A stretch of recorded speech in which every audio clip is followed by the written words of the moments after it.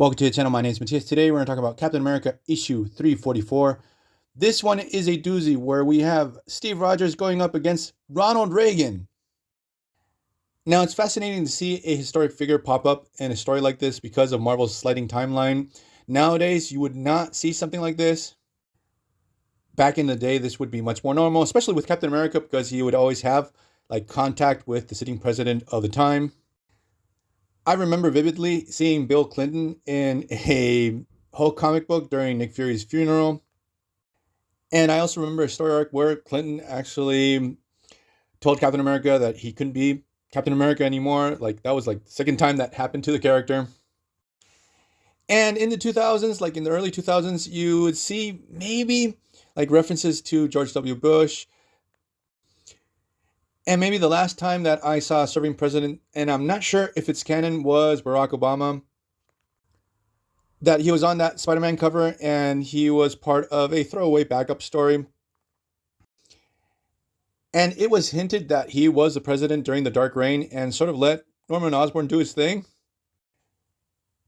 Now, that aside, let's get into this story. We have Viper, who had poisoned the water supply to Washington, D.C., and it seems that everyone drinks tap water because the whole population of the city and the president himself have turned into these mindless snake monsters. It is utter pandemonium throughout the whole city. We have a pretty interesting subplot going on because Viper provoked this civil war within the Serpent Society, and she had a group split off, and they were the ones that poisoned the water supply. It was Cobra, Copperhead, and the other one, for the life of me, I can't remember his name. He would throw these snake boomerangs. And the thing is that Cobra is not down with what Viper has done. He thinks to himself, what can we gain by converting everyone into these mindless monsters? While Cobra and company are trying to escape, they have a run-in with the Cap, who is Steve Rogers, because during this time he had lost the mantle of Captain America. John Walker is Captain America.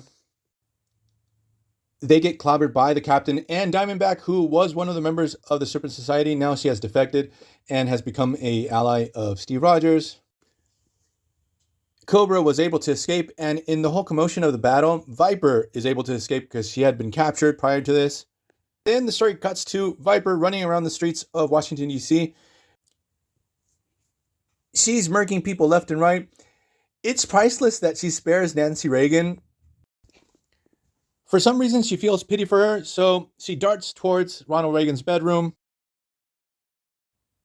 Viper gives him one last big, tall glass of water to make sure that his conversion is complete. While all this is going down, John Walker and Battlestar have arrived onto the scene. They actually stumble across one of the Serpent Society ships where Steve Rogers and his allies had kept the captured members of the society there. And what happens when John Walker enters, he comes across Diamondback. He thinks that she's one of the members of the Serpent Society. We have a brief battle between both of them. D-Man is able to reawake. He shakes off the effects of the venom. He enters into battle against Battlestar. Both of Cap's allies get defeated, but Steve Rogers is completely oblivious of the situation. He's darting towards the White House. He knows that Viper had put her sights on the president. And when he enters the Oval Office, he comes across this evil serpent version of Ronald Reagan. They enter into battle. I must add that this serpent version of Ronald Reagan is fighting in his tighty-whities, in his underwear, attacking Captain with the flag of the United States of America. It's just priceless.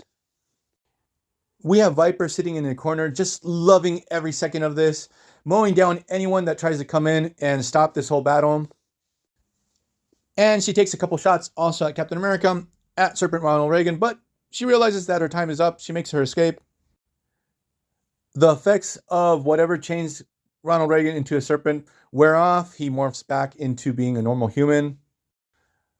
Obviously very shaken, not understanding what had gone down.